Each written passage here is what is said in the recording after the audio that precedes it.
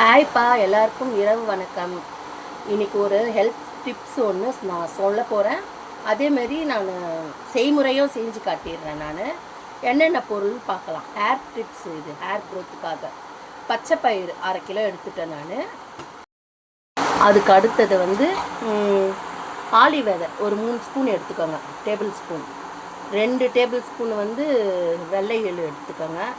அதுக்கப்புறம் பேரிச்சம்பழம், அப்புறமா பாதம் ஒரு 15 பாதம் எடுத்துக்கோங்க. முந்திரி அதே அளவு தான், 15 முந்திரி கிட்ட எடுத்துக்கோங்க. முழு முந்திரி இது உடச்சிருக்கு. 4 ஏலக்காய், ஒரு 4-5 ஏலக்காய். அப்புறமா லாஸ்ட்டில் நம்ம அதெல்லாம் இதெல்லாம் வறுக்கணும். இது மிக்சியில் போடும்போது இது போடணும். நான் போடும்போது காட்டுறேன். லாஸ்ட்டில் நெய் கொஞ்சம் மிக்ஸ் பண்ணி லட்டு பிடிக்கலாம். அதுக்காக பச்சை பயிர் இப்போ கடாயில் நம்ம இந்த பச்சை பயிரை போட்டு நல்லா வறுத்துக்கணும்.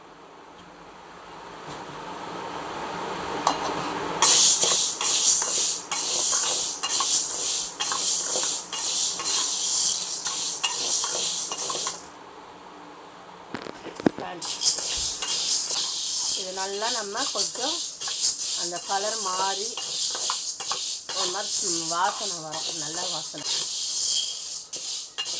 இது நல்லா வறுக்கணும் ஃப்ரெண்ட்ஸ். அடுத்தது என்னென்ன வறுக்கணும்னு காட்டுறேன் நான். ஹாய்ப்பா, இப்போ இதெல்லாம் நீங்கள் எல்லாம் நான் வறுத்துட்டேன். எல்லாம் வறுத்து ஆற வச்சுட்டேன் நான். இப்போ மிக்சியில் போட்டு அரைக்க வேண்டியது தான். இப்போ மிக்சியில் போட்டு அரைச்சிட்டு நான் லட்டு பிடிக்கும்போது நான் எப்படி பிடிக்கிறதுன்னு சொல்கிறேன் நான். சரிங்களா? மிக்சியில் போட்டுடலாம். இதெல்லாம் லட்டு பண்ணியாச்சு ஃப்ரெண்ட்ஸ். மிக்சியில் அரைச்சிட்டு நெய் நான் ஒரு ஸ்பூன் 2 ஸ்பூன் சொல்லியிருப்பேன். அது பத்தலை. நீங்கள் இன்னும் ஒரு 50 அப்படி வாங்கிக்கோங்க நெய். 50 நெய்க்கு எப்படி உருண்டை பிடிக்கிற அளவுக்கு வருதான்னு பார்த்துட்டு நீங்கள் அந்த மாதிரி யூஸ் பண்ணிக்கோங்க. காலையில் ஸ்கூலுக்கு பிள்ளைங்களுக்கு அனுப்பலாம் ஸ்நாக்ஸாக. ஈவினிங் ஸ்கூல் விட்டு வந்தோடனே நம்ம ஸ்நாக்ஸ் மாதிரி கொடுக்கலாம். ஹேருக்கு எல்லாத்துக்கும் ப்ரோட்டீன் இருக்குது. இதில் எல்லாம் ப்ரோட்டீனு எல்லாமே இருக்குது. அதனால் நீங்களும் உங்கள் பிள்ளைங்களுக்கு இந்த மாதிரி செஞ்சு கொடுங்க. அவங்களும் ஹெல்த்தியாக ஆரோக்கியமாக இருப்பாங்க. ஓகே ஃப்ரெண்ட்ஸ், பாய். இந்த வீடியோ உங்களுக்கு பிடிச்சிருந்தா லைக்